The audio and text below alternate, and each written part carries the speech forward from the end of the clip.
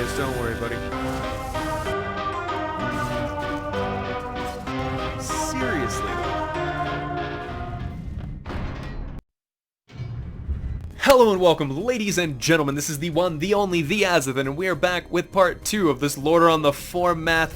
We'll just call this Lordaeron the Fucking, actually, because that's what's happening right now. Little bit of an odd game here so far, but we're gonna go ahead and give our buddy Yusuf the benefit of the doubt and hope that let me know if the sound effects or stuff are too loud. I feel like they might be. I feel a little bit bad about that.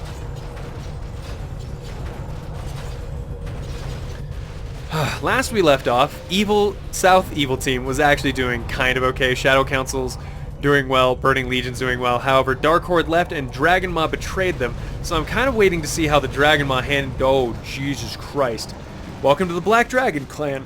Guys, I think he's about to absolutely destroy Choomba Choomba. And if I'm not wrong, I'm seeing Dispels here from Foxseed. Well done. Taking out those big Shadow Lords and removing any kind of tank line the Shadow Council may have had. Now on the retreat, Vorpal. See, I'd be aiming Blackheart. Blackheart's a one-hit kill kind of character.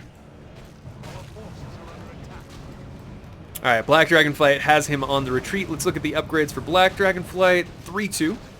And Forsaken is here, says Yusuf. Oh, everyone's there, buddy. I think he's telling Dalaran to take the capital. Suggestion being, Purple thinks he's going to raise Deathhold. I don't know about that. Yusuf's getting his ass destroyed right now. Holy crap. And that makes sense because Lordaeron did upgrade himself to +5 ranged attack, which when it comes to Forsaken archers means almost as much damage. That's actually not true at all. They don't do as much damage. But what they can do is they can turn you into a skeleton. Forsaken archer baseline unit can turn you into a skeleton. Here comes Noxoramus floating over Stratholm.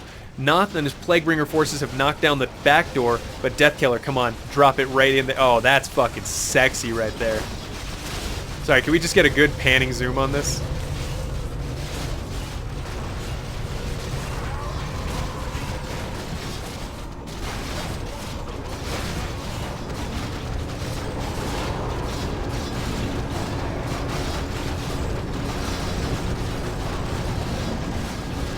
Oh, and Noxoramus opens up, spilling forth its demonic denizens right into the face of the Scarlet Crusade.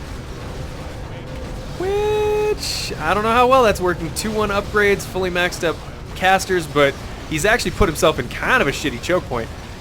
Pink continues to fight here, Nathanos, Blightweaver, and Sylvanas doing their best, but... Oh, Sylvanas teleports on top of them, and now is trying to run away. I don't think it's gonna work for you, girl. Oh, she might actually get fucked. Oh, she got away. Well done. Well done, Sylvanas. Yusuf tries to get a War Stomp off, but no, Nathanos Blightweaver's the only one he's going to get. Now he needs to retreat as a whole. Both of them wind-walking away. And Stratholm falls to the forces of the Undead. That was a pretty badass combination of events. I will give them that. Dalaran is now going to be pushing up against our Lich King player. And let's go ahead and slow that down so we can take in exactly what's happening. So Dalaran, on going into Gilneas, gets access to a number of Night Elven abilities and units. One of them is the Fairy Dragon. Now, the Fairy Dragon is pretty good against most enemy caster lines. Except... that blue isn't using that many casters. Sure, he's got a group of damn mages back here. Who wouldn't want a bunch of free Plague Cauldrons? Actually, I'll give this to Tasty Mango. 5-3 upgrades versus 2-0 or 2-3 upgrades against Gilneas. And that's the trick, is Gilneas, upon switching over into the Worgen path line, they need to focus more on their melee units than their casters. Array and Westwind getting caught out here, trying to go 1v1 with Patchwork, but might get... No, there's the emergency Holy Lights to keep them alive. I'd say get Patchwork the hell out of here. Deathkiller is not paying attention to the fact that his one-hit shot kill hero is way out of position and completely surrounded. Oh, he's still trying to get out. I'd say just fight. Oh, no, okay, cool. He does manage to get out. Patchwork does not die. Thank God he has so much health. And the Lich King pushes back the forces of Gilneas and holds on to Capital City. I'll give you credit for this one, Yusuf. Part 2 is shaping up to be much better than Part 1. Foxy, Black Dragonflight in the south. Looks like he's still winning. Now we have a moment of a breather before we go back up north and look at what's happening. Sure, Teal's killing Ironforge. We knew that was happening. Now, our Forsaken player does want to go down here and claim the Sepulcher. If she brings Sylvanas to the Sepulcher, she gets a base and a potential further upgrade. Hey, what's up, Lordicky? Welcome. It has indeed been a long time. Welcome back.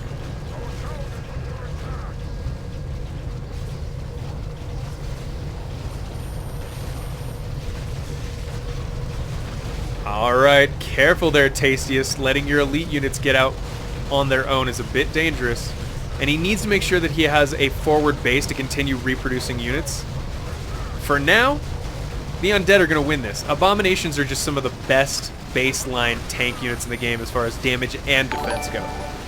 Whoa, thank you, Z78J, for the subscription. I appreciate it. Wish I could figure out how to turn that off, because that's fucking YouTube. Legion Zero Dreadnoughts. Oh, hold on. I mean, usually that's a dark green kind of thing. But he does have Arthas Menethil, so that makes sense. With the death of dark green, he's gained Arthas Menethil as a unit. Alright, a little bit of Dispel for the Lich King would go a really long way at the moment. Alright, Professor Putricide, I think he thinks that's damaging enemy units, and it's not. It heals. He should be using it on his own units, but I think he thinks it's acid spray, like from Custom Hero Survival. Holy fuck. Yusuf is going to need a lot of help here.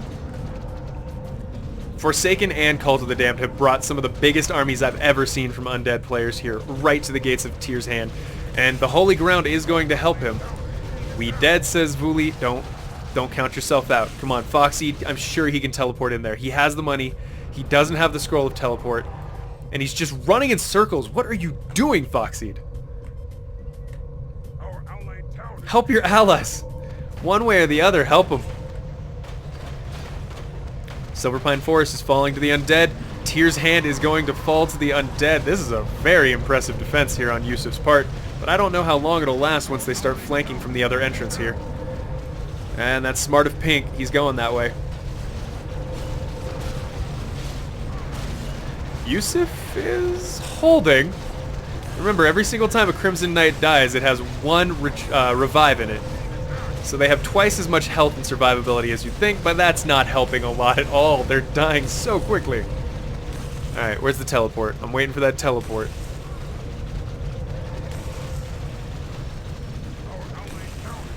Alright, the choke point is slowly filling up with ranged units, unfortunately. They've got to make sure to micro them in. Select them, move in. Select them, move in. Received 400 gold from Yusuf. Why is Yusuf giving them money? Is it so they can teleport in? He might have given it to Brown for a scroll of teleport. There it goes. Scroll of town portal. Boom. Morgor teleports in to help against the Undead. And I'm not sure the Undead knew that this was the Alliance setup. Patchwork on the front lines. Oh my god, taking so much damage. And Black Dragons have a slight AoE to their attack, so if they focus on the back lines and utilize the catapults, that's going to start to tear through the caster lines of Cult of the Damned. Oh no, they're running out of squish. Undead's about to lose their main damage dealers in the form of the meat wagons if they're not careful. And Patchwork is trying to back out. It's not working. Oh, fuck. 100, 200 health. Say 76, 67 health, 69 health, 69 health, Kinky. And the Black Dragons are trying to focus him down. Sadie and Dathrahan goes down. And there goes the Black Dragon Murder Squad focusing down Patchwork. Even though they had to lose a number of their units to get that focus fire off. Morgor goes down as well. Dracasath, still alive. And going into Avatar mode. He is the last Dragon Bender?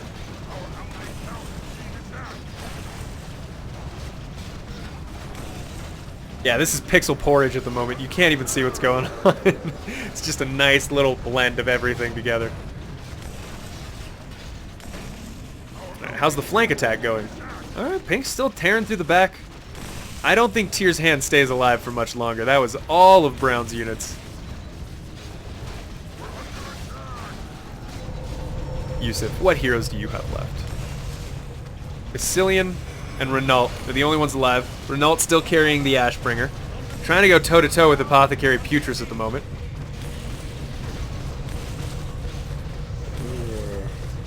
Alright, Dracosath.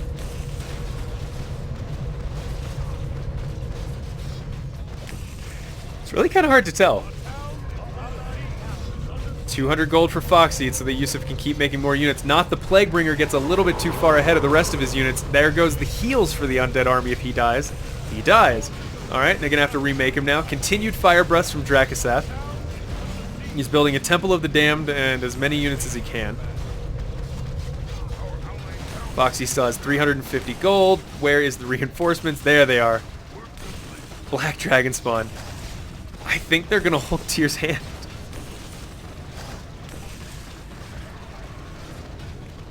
Can't believe they're going to hold Tyr's hand. Alright, Vuli, what about you? Still fighting off the Undead in Gilneas itself. Tastiest Mango has pushed himself a little bit too far and has not enough of his abominations here on the front line. Professor Putricide. Alright, where are your meat wagons, Blue? I hate to say this, but without meat wagons, he's just thrown himself into a meat grinder. The meat wagons could take out the towers and the casters, but he's just spamming abominations, it looks like. And forgetting most of them. Oh! Oh, Tastiest, no! Mango really does think that that's acid spray and not a healing ability. Acid, that's an undead healing spell, but he keeps trying to cast it on his enemies. The poor guy. Oh. Come on, buddy. It's like he has a general idea what he should be doing, and he continues to filter in abominations one by one. Make sure those abominations only come in one at a time, man. That'll get you the win. Do you want to focus down these improved cannon towers that are doing a lot of your health? No. Oh, okay.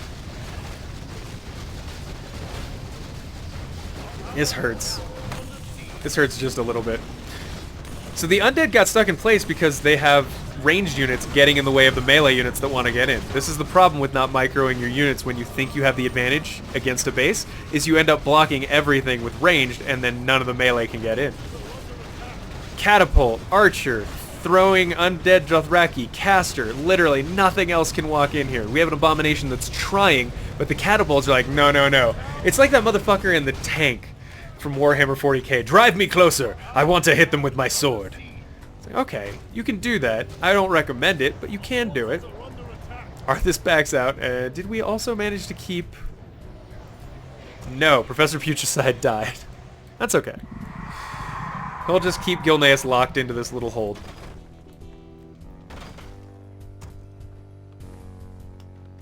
I know. It's just, I mean, read it. Read it. Or, I mean, here's the thing Mango could have done. He could have looked at it and seen if it was doing any damage. He could have read the tooltip. Either of these would have been viable options. And, oh, the flank from Sylvanas and Apothecary Putris to the back lines of Tyr's hand. I think they're going to have to leave.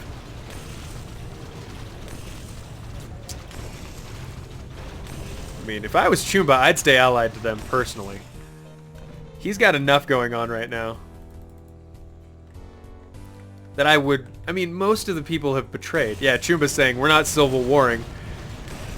Even though it's 5 players versus 3 at the moment.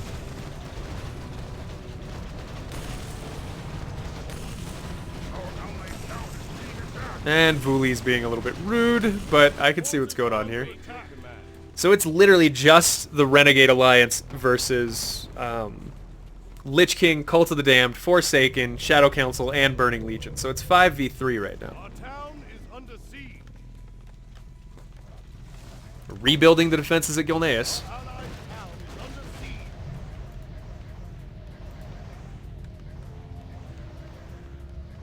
Rude people in LTF, says Jorlorn? What? Never. Job done. Our allied town is under siege. Alright. Knowing Tastiest Mango, he'll be more than happy to activate the Civil War. I'm going to be totally alone. Shadow is killing itself. Heh, maybe. Elam. I think Chumba, he's killing off all of his units right now in the interest of not giving up anything else when he switches over to being Gilneas. It's kind of a dick, not Gilneas, but Alterac. Realistically, if he's gonna become Alterac, he should just not do that. That's a little bit messed up, don't you think? Leave your ally with something, but no, he's screwing over Teal completely. Let Teal stay allied to them if you're gonna... It'll become 4v4 instead of 5v3, but if they betray, then it's gonna become 3v4 and 3v4v1. Our town is under siege. Which is a little unfair. Alright, we're gonna speed this up a bit, because I don't think too much is gonna happen Under attack. in the intervening minutes. Blue may decide to assault Gilneas again. Our allied town is under siege.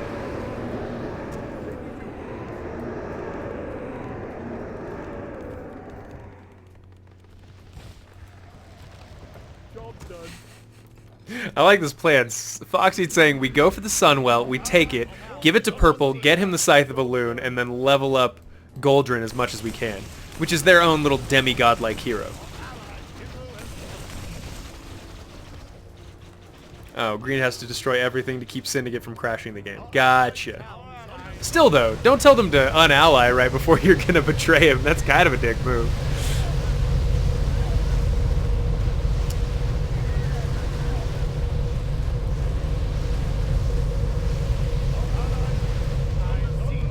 Uh-oh.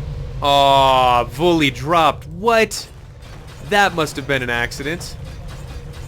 Damn it. Our Gilneas player just dropped. Okay. Never mind. The Betrayal's fine. Now it'll be 3v3v1. Alright, and Chumba has become the Alterac faction, giving him Nagaz, Argus Wake Warlock, Aiden Proudmore, Paranold, Prince of Alterac, and Lord Falconcrest, Syndicate Bandit Lord, and 3 little bases around the map in Alterac, Durnhold, and on the island here in Tolbarat.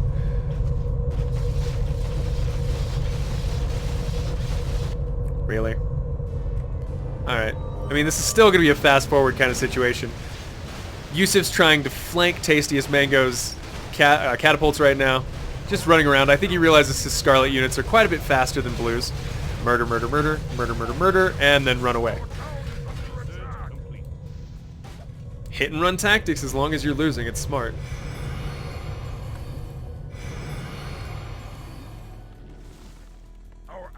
Where'd the Black Dragon clan go?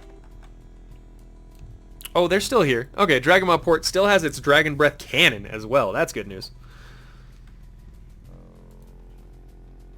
Is the Legion betrayed by everyone? I think they might still be allied to the Undead. Oh, fuck, they're not. They're literally betrayed by everyone. Oh, that sucks. He's trying to take Lordaeron Palace to get himself a new base. Nice little move there. He gets Balnazar. Smooth. Smooth. I like it. What does Lordaeron do about this? Sylvanas, Apothecary, Putris, and Nathanos might make a fight for it. He still controls the Undercity, so the Legion's going to be attacked on 2 sides here, from the outside and from the very depths of Lordaeron City.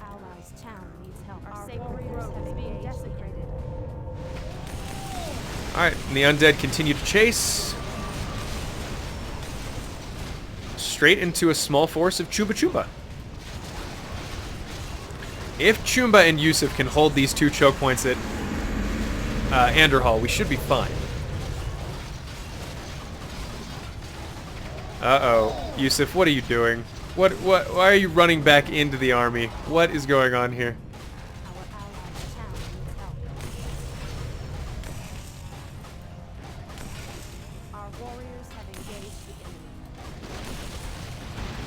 Alright, Tichondrius is doing his best to hold off the undead forces here. Sylvanas almost dies again. Come on, Pink, use your units from inside. I believe in you. Oh, God, Death Killer. Never mind, Death Killer's coming from inside. Times 1.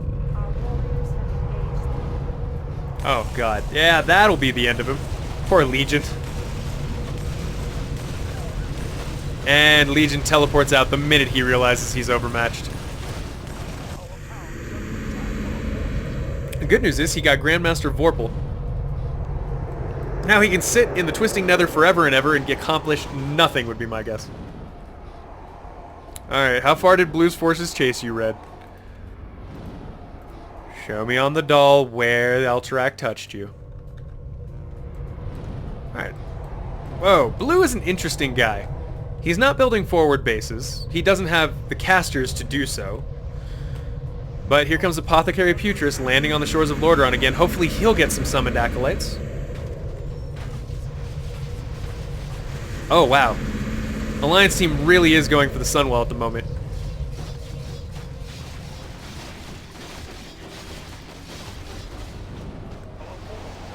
Our town is under attack.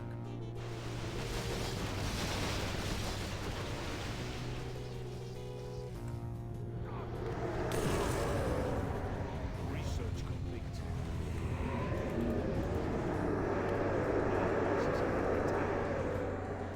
Frostmourne can summon acolytes. Okay, never mind.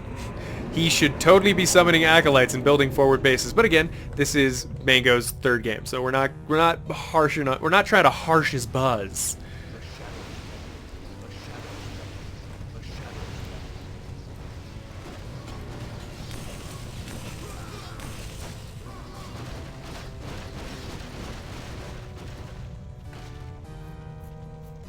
We do need to upgrade Legion's pathway, because at this point he's just stuck in the Twisting Nether with literally no one in the game to do anything with. Oh, and Sylvanas shows up just in time to get ambushed by the Syndicate.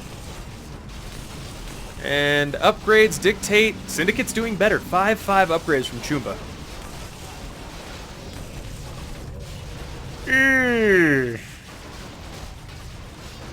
Alright, here come the Undead. Here comes the fight for the Sunwell.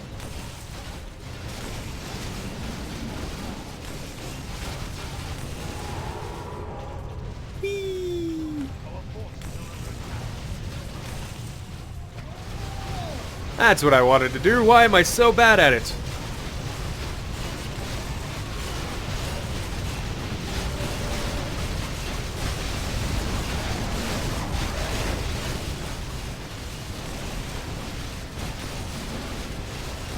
I was going to say this is a horrible choke point for an Undead player, but then immediately afterwards he managed to surround Aiden Paranold with recently summoned abominations, so screw that. Animate Dead doing its work.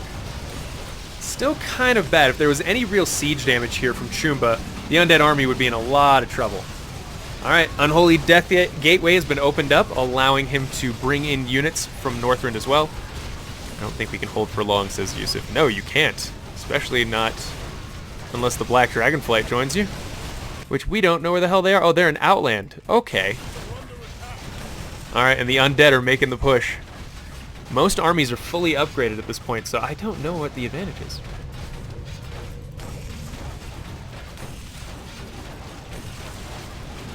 I have no Dispel, says Chumba. You should have used yours. I don't think he has any units to do Dispels with. Nor does he have the ability to summon workers at all. He has just a hero group. Oh no, there it is. Militia Peasants. Alright, Brown's on his way, but where's he going to teleport into? The Sunwell's nearly absorbed.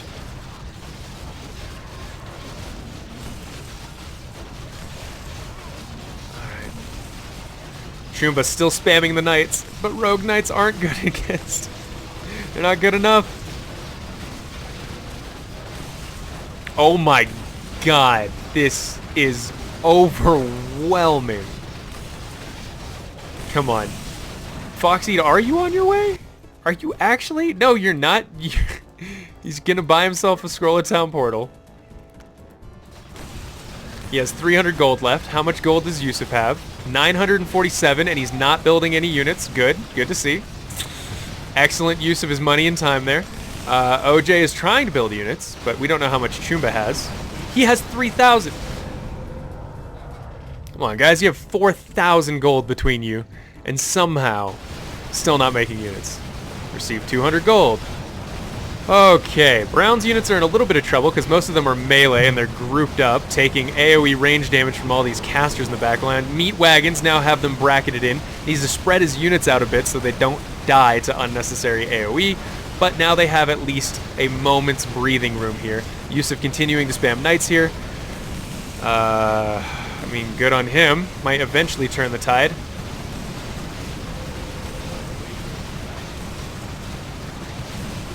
Ugh. All right, Foxy's kind of turning the fight now.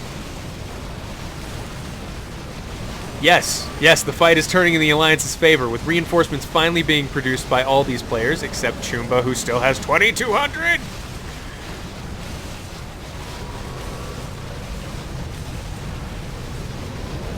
And Black Dragons are focusing down heroes in the back. Interesting move by Foxy. With only one attack upgrade on them, I mean, they're not going to do too much. Yusuf is smart. I think he is very specifically targeting down these backline meat wagons right now. That is where most of the damage is coming from. Some cultists trying to repair that, but it looks like the tide has swung. Tastiest Mango stole the Sunwell, but that's okay. They're trying to take it back. Flesh Golems are trying to stop them. Come on, most of the undead forces have been defeated. Yusuf, keep pumping out units. Sell some gold. Oh, who's teleporting in here now? Shit. A brand new army here, not the Plaguebringer bringing in a whole new group of friends. Most of them are trapped behind here, though, and this is going to be the death of him. He needs to spread them out again. Spread your units out. Back them up. Oh, that's just a Necropolis. I thought that was Noxoramus. No wonder he could teleport to it. Alright, Syndicate forces are starting to go down, but AoE healing spell from... forget which one actually cast that. It's going to be Aiden Paranold, the leader. He can cast an AoE rejuvenation spell on nearby units. Dispels. Dispels, we need dispels. From brown, from red, it doesn't matter. Come on, Yusuf. Let's see those dispels. Holy crap.